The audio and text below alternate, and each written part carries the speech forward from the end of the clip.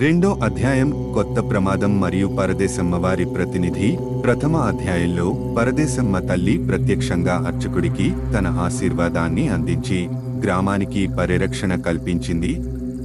కానీ చివరి సన్నివేశంలో శత్రువు వదిలిపెట్టిన ఆణిముత్యం దుష్టశక్తుల మిగులు శక్తిగా, ఇంకా శక్తి భంగంగా శిలామూర్తి పాదాల వద్ద ఉండిపోయింది.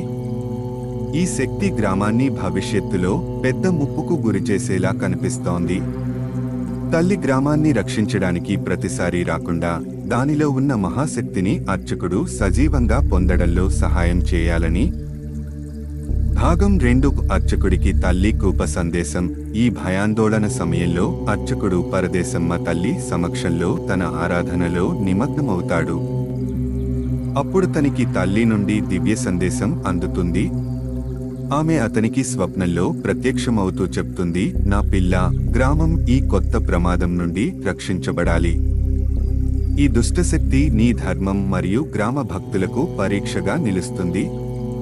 నీవు ధైర్యం ప్రదర్శిస్తూ పూజా విధానాలను బలోపేతం చేయాలి.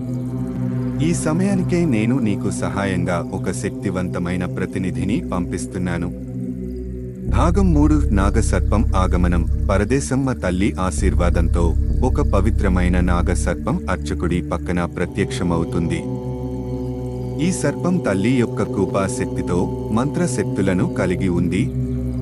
ఈ సర్పం భయంకరమైన శక్తితో ఉంటూ ఆణిముత్యంలో దాగిన దుష్టశక్తిని గుర్తించి దానిని నియంత్రించగల సామర్థ్యాన్ని కలిగి ఉంది. భాగం 4. సర్పం రహస్యం. అర్చకుడు సర్పాన్ని గౌరవంగా స్వాగతించి తల్లికి కృతజ్ఞతలు తెలియజేస్తాడు.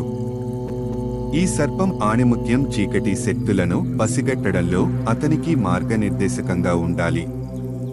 అదే సమయంలో ఈ నాగం అర్చకుడికి భవిష్యత్తులో వచ్చే విపత్తులను ఎదుర్కొనడానికి తల్లి శక్తికి ప్రతీకగా ఉంటుందని అర్థం అవుతుంది. భాగం 5. తల్లి యొక్క పూజా విధానాల కొత్త మార్గం. తల్లి ఆజ్ఞ మేరకు అర్చకుడు పూజా విధానాల్లో కొత్త నియమాలను జారీ చేస్తాడు. నాగ పూజా విధానం. ఈ గ్రామ ప్రజలు ప్రతి కొత్త నెల పౌర్ణమి నాడు నాగ సర్పానికి ప్రత్యేక పూజ చేయాలని నిర్ణయిస్తారు. ఇది పరదేశమ్మ తల్లి యొక్క ఆజ్ఞ అని భావిస్తూ గ్రామ ప్రజలు భక్తితో పూజలో పాల్గొంటారు. మంత్ర సంకల్పం. అర్చకుడు తల్లి చెప్పినంత మేరకు ఆణిముత్యాన్ని నిర్వీర్యం చేయడానికి ఒక ప్రత్యేక మంత్ర సంకల్పాన్ని ప్రతినిత్యం పఠిస్తాడు. ఈ మంత్ర శక్తి ద్వారా ఆణిముత్యంలో దాగిన చీకటి శక్తిని సమర్థంగా నియంత్రించవచ్చని తల్లి వెల్లడిస్తుంది. గ్రామ రక్షణ నియమాలు.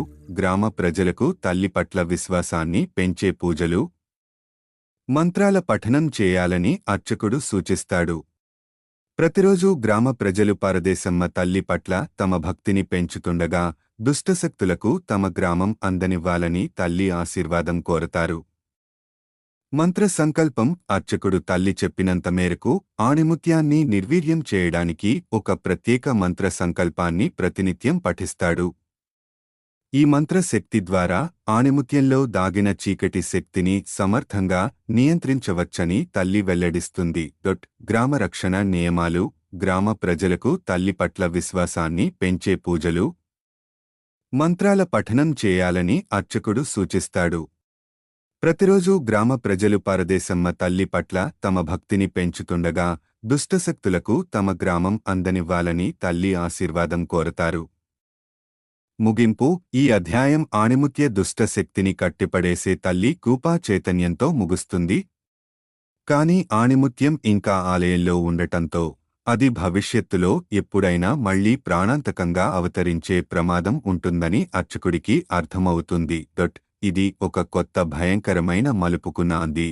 మళ్లీ తల్లి, అర్చకుడు మరియు గ్రామ ప్రజలకు మరొక ప్రమాదం ఎదురవ్వవచ్చు. మరో కొత్త అధ్యాయం కోసం ఇప్పుడే మన ఛానల్ని సబ్స్క్రైబ్